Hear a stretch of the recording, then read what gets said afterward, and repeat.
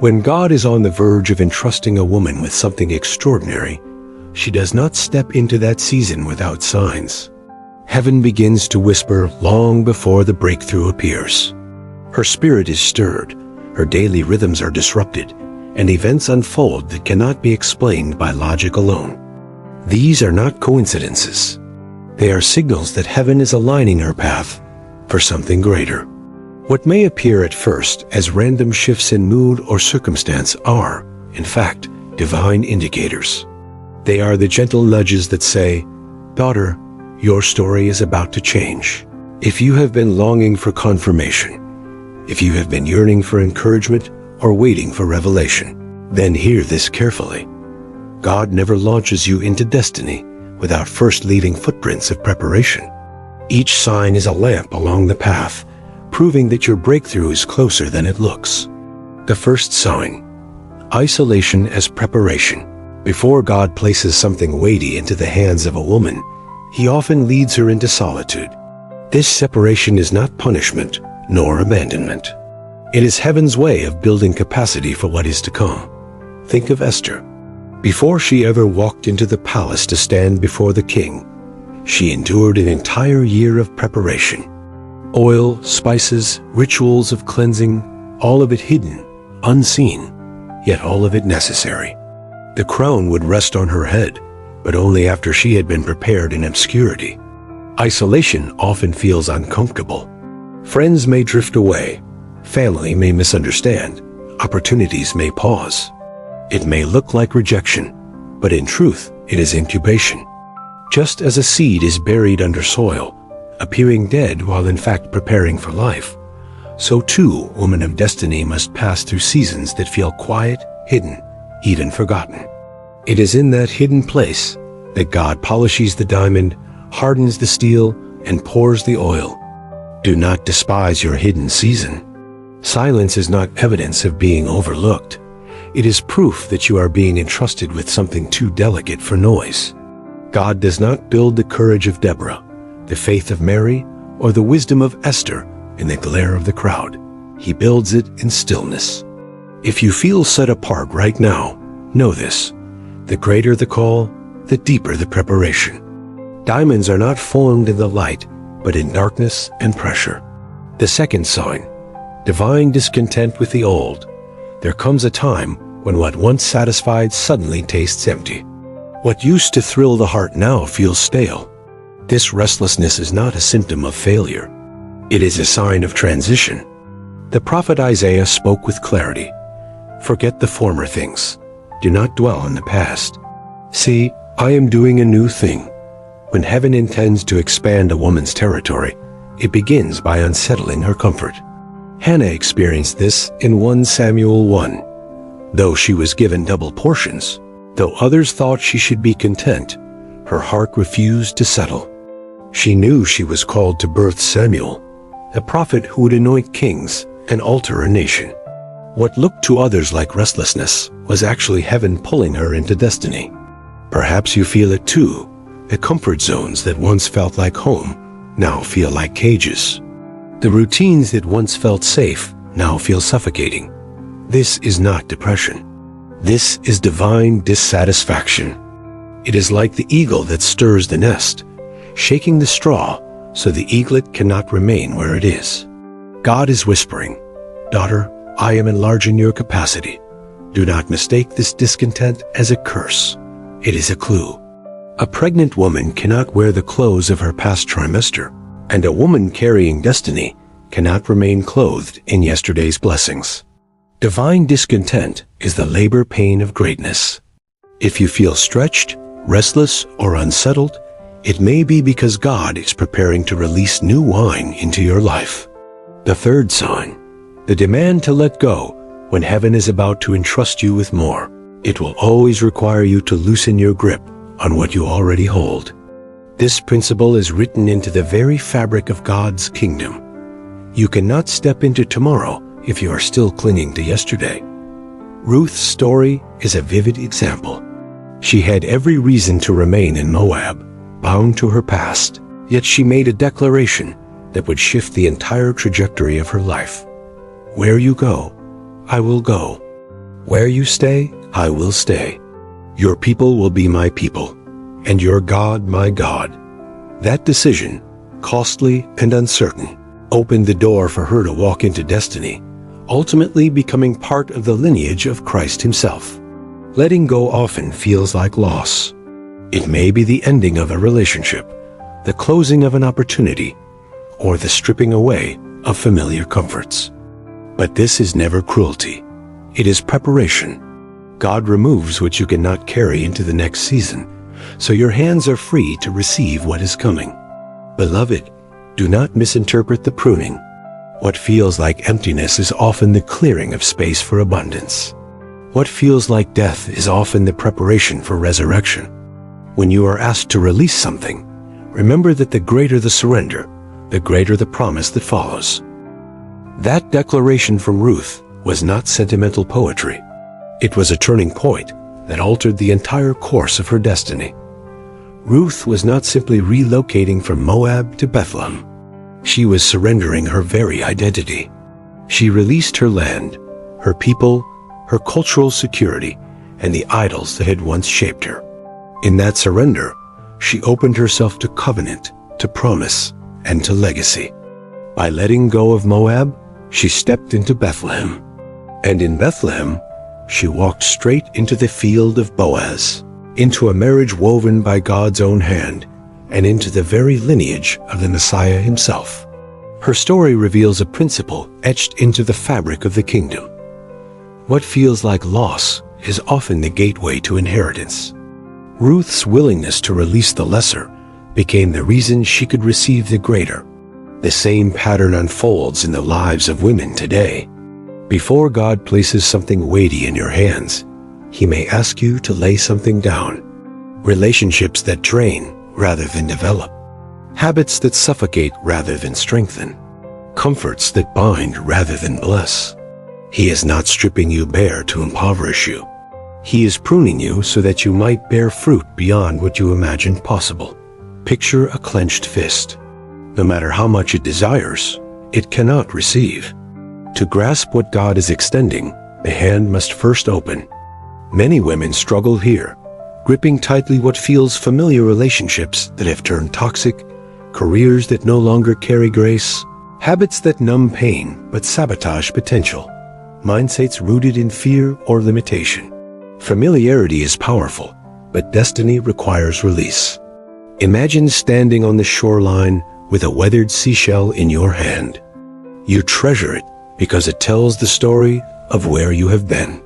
Yet just beyond your reach, the tide is carrying a pearl, infinitely more valuable.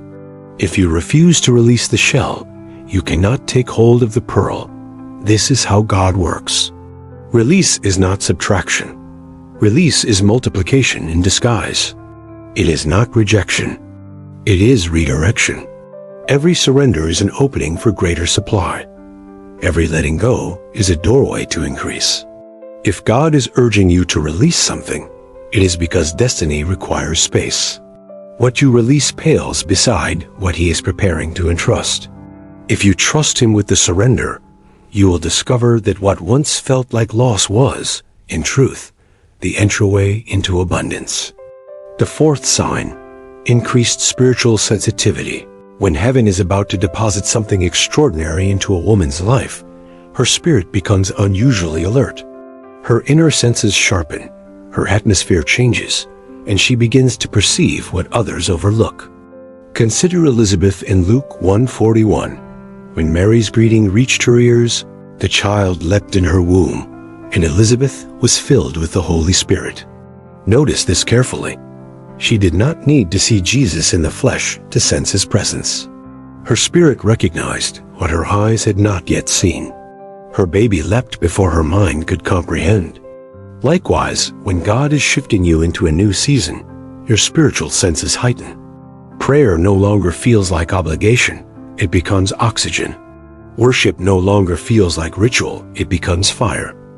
Dreams intensify, carrying meaning and precision. Even tears become messages from heaven. It is as though your spirit has been tuned to heaven's frequency, catching signals others miss. Consider Mary herself. When Gabriel announced the impossible, she discerned it not as fantasy, but as divine word. She received it by faith, and that word became flesh within her womb. Elizabeth too discerned the shift before John was ever born. She felt the promised leap before it was revealed. This is the rhythm of spiritual pregnancy. Inner signs come before outward manifestation. Think of natural pregnancy. Before the world sees evidence, the woman knows. Her appetite changes, her sleep shifts, her hormones rearrange. She perceives life stirring long before anyone else notices. In the same way, when you are pregnant with spiritual purpose, the first signs are invisible. You may find yourself waking at unusual hours with an urge to pray. You may begin weeping during worship, not from sorrow, but because your spirit senses the weight of what God is doing. Scriptures you have read countless times suddenly blaze with new light. A hunger for the word rises where once there was routine. These are not accidents. They are signals that heaven is pulling your soul into alignment with its timetable. Sensitivity is not weakness, it is antenna. Those who dismiss it miss their moment. Those who embrace it enter divine alignment. When you feel your spirit leaping at things you cannot explain, when worship feels like fire and the word feels alive, take note. Heaven is tuning your soul because something extraordinary is about to be released. The fifth sign, pressure that produces perseverance. The Apostle James writes with startling clarity, "Consider it pure joy, my brothers and sisters, whenever you face trials of many kinds, because you know that the testing of your faith produces perseverance. Let perseverance finish its work, so that you may be mature and complete, not lacking anything." Notice he does not say if you face trials, but when. Pressure is not an anomaly. It is part of the process. Before elevation comes examination. Before promotion comes testing. Before increase comes pressure. Blessings are heavy, and only those who have been shaped by pressure can carry them. God does not allow pressure to punish you, but to prepare you. Pressure stretches capacity. Pressure hardens resolve. Pressure teaches endurance. And perseverance, once complete, leaves you equipped to carry blessing without breaking under its weight. The pressure you feel is not meaningless. It is the weight training of destiny. Do not resent the season of stretching. Do not curse the strain that seems to press in on every side. Pressure is a prophetic announcement that God is trusting you with more. You cannot cry out for enlargement and then resist the very process that expands you. You cannot pray for breakthrough and then reject the breaking. The refining hand of God always comes wrapped in pressure, for it is His way of pushing out impurities, burning away the dross, and proving the durability of your faith. So if you find yourself pressed financially, strained emotionally, or stretched spiritually, do not faint. Your present struggle is not the conclusion of your story. It is evidence that heaven is preparing to reveal something beyond imagination. Remember this. Every trial you endure is training for the triumph ahead. Every tear you shed waters the soil of the harvest that is coming. Pressure does not disqualify you. It qualifies you. It builds the endurance needed to carry weighty blessings without crumbling beneath them. The sixth sign, divine connections appear. Another unmistakable sign that God is preparing to release something extraordinary into a woman's life is the sudden appearance of divine connections. Ruth 2-3 declares, "So she went out, entered a field, and began to glean behind the harvesters." As it turned out, she was working in a field belonging to Boaz. Those words, "as it turned out," sound like coincidence to human ears, but in the Spirit, they reveal orchestration. Ruth was not wandering at random. Her steps were divinely ordered into the exact field that belonged to Boaz, the man who would redeem her and connect her into the very bloodline of Jesus Christ. When heaven prepares to shift your season, it will also shift your circle. God orders your steps into the right rooms, the right conversations, the right relationships. Your path begins to intersect with people who carry keys you do not have. People positioned open doors you cannot open alone. This is why women of destiny must pay close attention to who appears during transitional seasons. Not every encounter is casual. Some are assignments, bridges God uses to escort you into your next chapter. Consider Esther. Before she ever stood before the king, she encountered Hegai, the palace official who gave her special favor and wise instructions. That connection distinguished her above all others. Beloved, when God is about to do something big, He does not allow you to walk alone. He sends divine helpers, midwives of destiny, to assist in carrying and birthing the promise.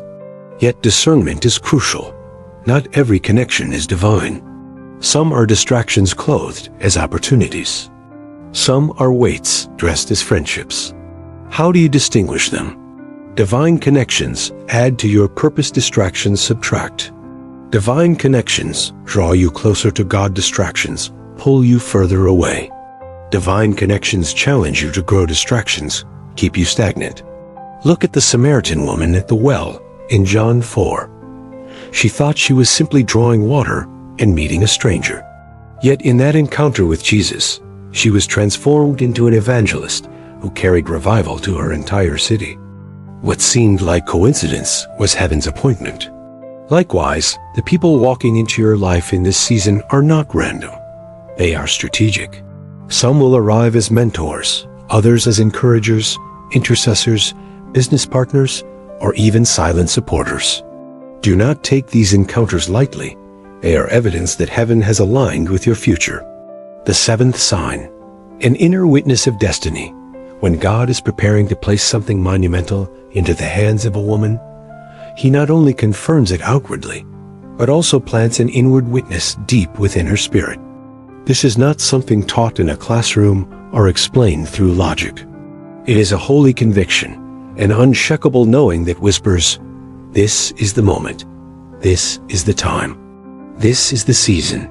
Mary, a young virgin in Nazareth, heard the angel's announcement of an impossible promise. Human reasoning would have dismissed it. Society's judgment could have crushed her. Yet Luke 1:38 records her profound response. "I am the Lord's servant. May your word to me be fulfilled."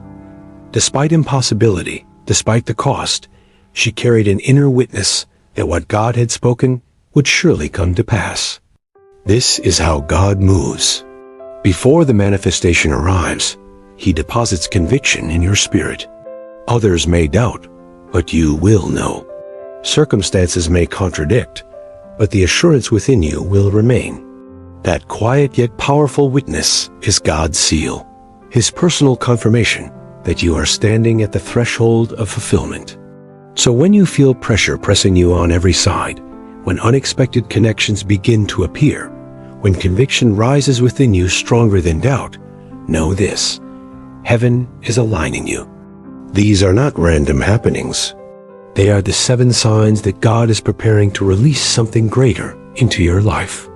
This inner witness is not the absence of fear, but the presence of faith that anchors you when everything around you suggests the opposite. Faith does not erase trembling hands, but it steadies the heart. Faith does not silence every doubt, but it speaks louder than doubt. Think of Sarah.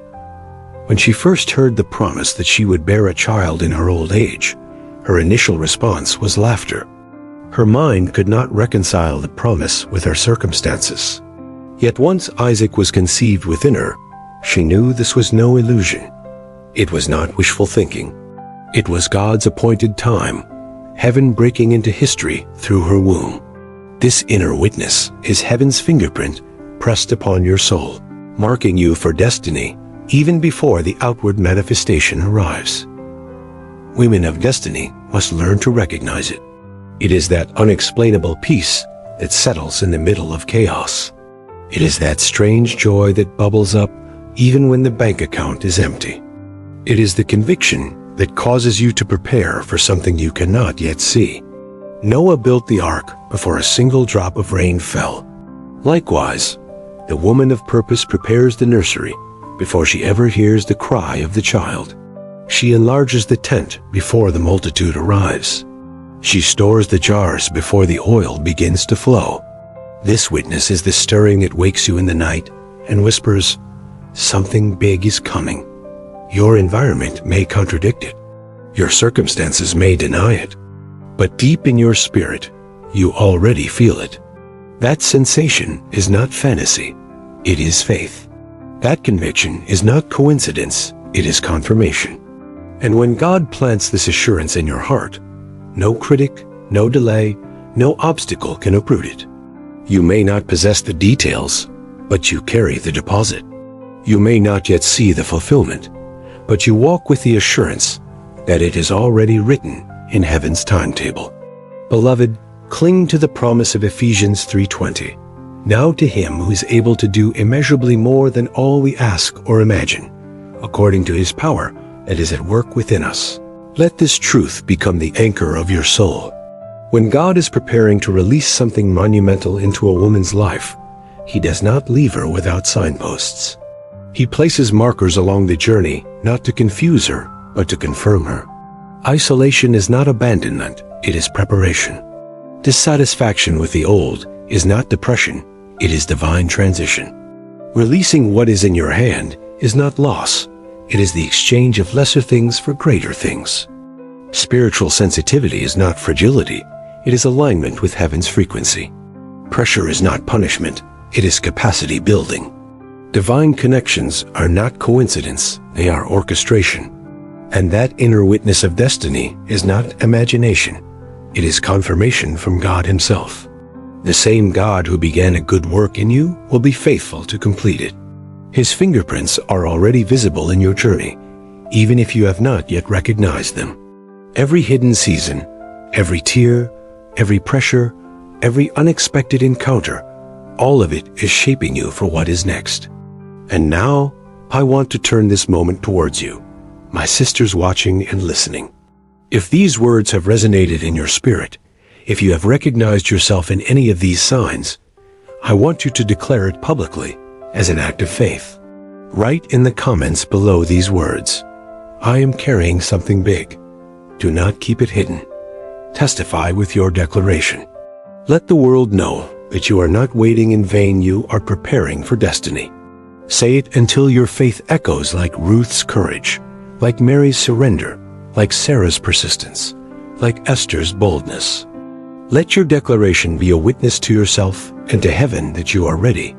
Because when God is about to give a woman something extraordinary, he always leaves signs.